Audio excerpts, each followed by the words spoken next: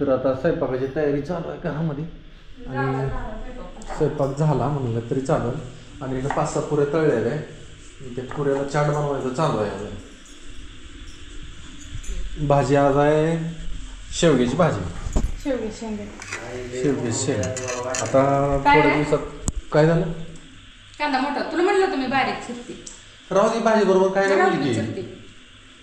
हा म्हणजे चिराई नाही काय पुरीत टाकून खायचं. पुरीत त्याला बनवावं लागेल तसलं. ती बरं दिवस लागणार नाही त्याशिवाय. तुम्ही खाऊन बघा मग सांगा. नाही तू बनव ना.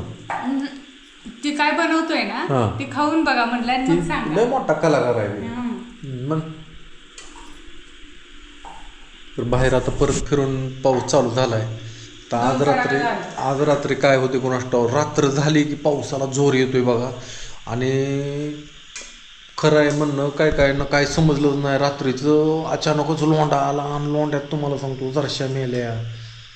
काय जीव वाचवायचा का जरशांना बघायचं. ते माणसाचे मुख कसले ते मुलाखत मी बघितली. लयच अवघड झालं बेकार.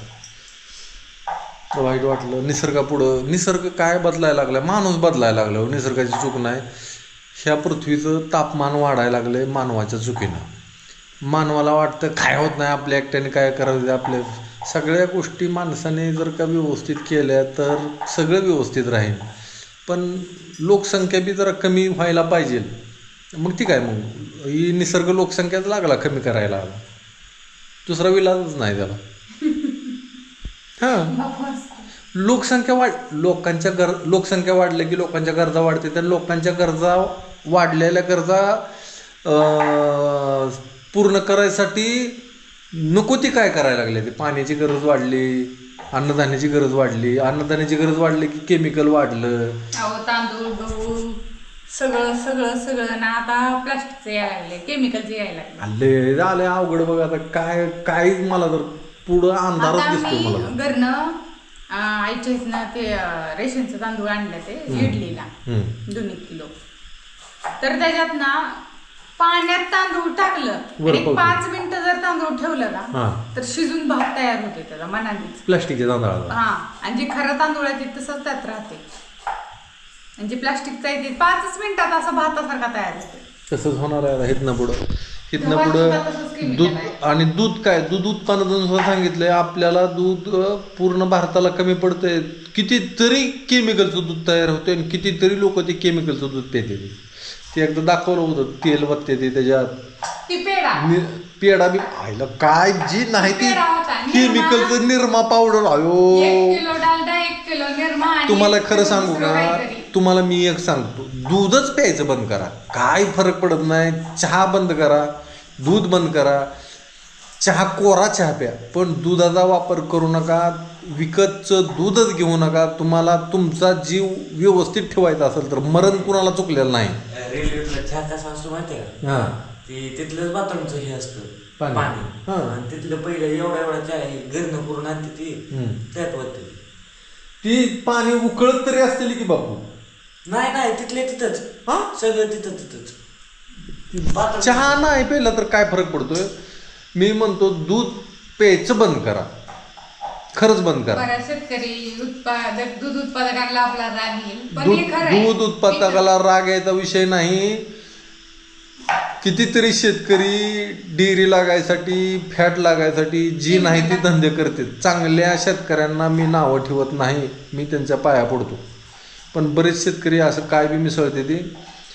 एखाद्या पुढच्या माणसाचा जीवाला किती धोका आहे. कॅन्सरचं प्रमाण. आणि जी जर्शा उत्पादक आहे का ते स्वतः जर्शाचं दूध कुठला शेतकरी खात नाही. खाणाऱ्यांनी लक्षात घ्यायला पाहिजे.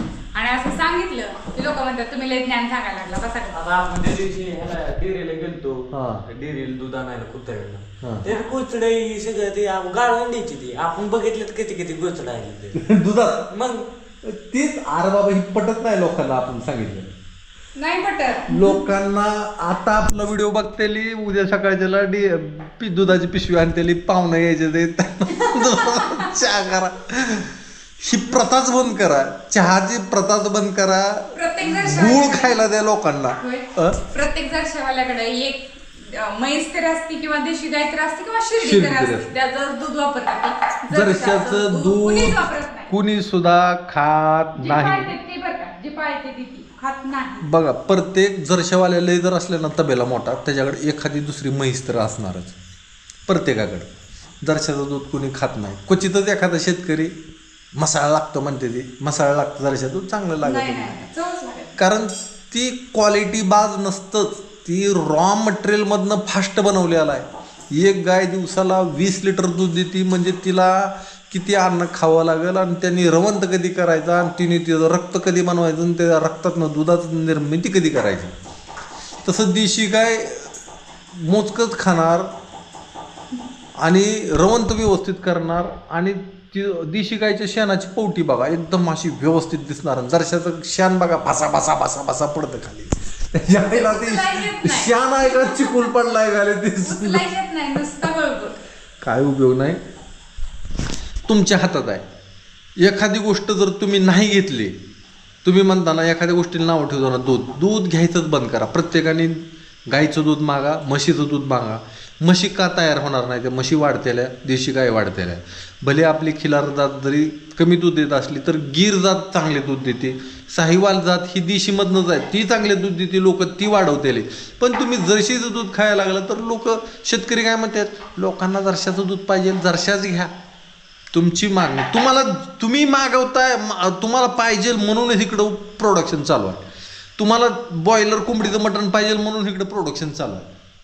मोठ्या मोठ्या कलाकारांनी दूध बंद केले आयुष्यात, तूप दूध दही सगळं आयुष्यात बंद नाही, खाऊ दे ना. दूध खावा, तूप खावा, दही खावा, नाही म्हणून बंद केले. हो ही ते भाग वेगळा. पण गाईचं घ्या, म्हशीचं घ्या, शिर्डीचं घ्या, ही 3 जनावर देशी आहे ती आपली, त्यांचं घ्या. असं शहरात म्हशीचं म्हणता ते कुठल्या मुरा म्हशी का काही नुरा म्हशी आल्या ते घ्या.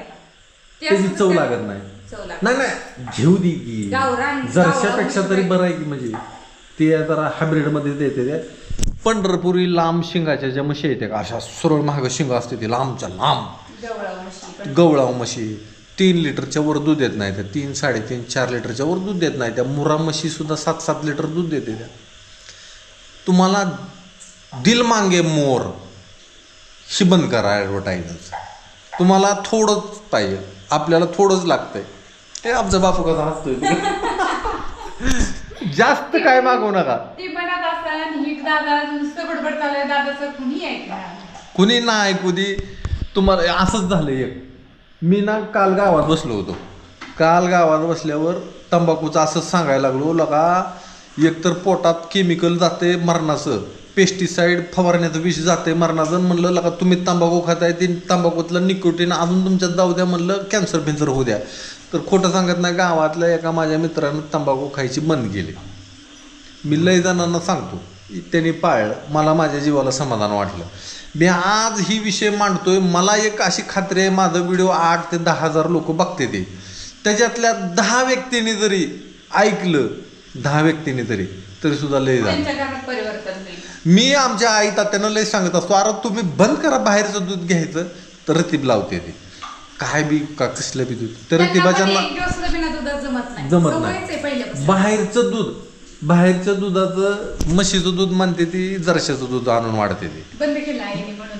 बंद केलं ना. बंद केलं. आई म्हणल्या म्हशीचं म्हणून रतीब लावलं आणि जर्शीचं वाढायला लागली. बंदच केलं. ती बंद करा. तुम्हाला खाल्लं तर ओरिजिनल खावा. खाल्लं तर ओरिजिनल मागा. तुम्ही देशी मागा. तुम्ही जिथं घेता का तिथं म्हणायचं देशीला डिमांड जास्त आहे. देशीचं बियाणं पण नाही. विषय आता लय लांब गेलाय हो. काय आता फक्त अंधार आणि अंधार दिसतोय मला. ह्याच्या पुढं काय नाही. 9 मिनिटाचा व्हिडिओ झाला मित्रांनो. आजचा व्हिडिओ आपण इथंच थांबवू. परत अजून उद्या भेटू. तोपर्यंत सगळ्यांना श्री गुरुदेव दत्त.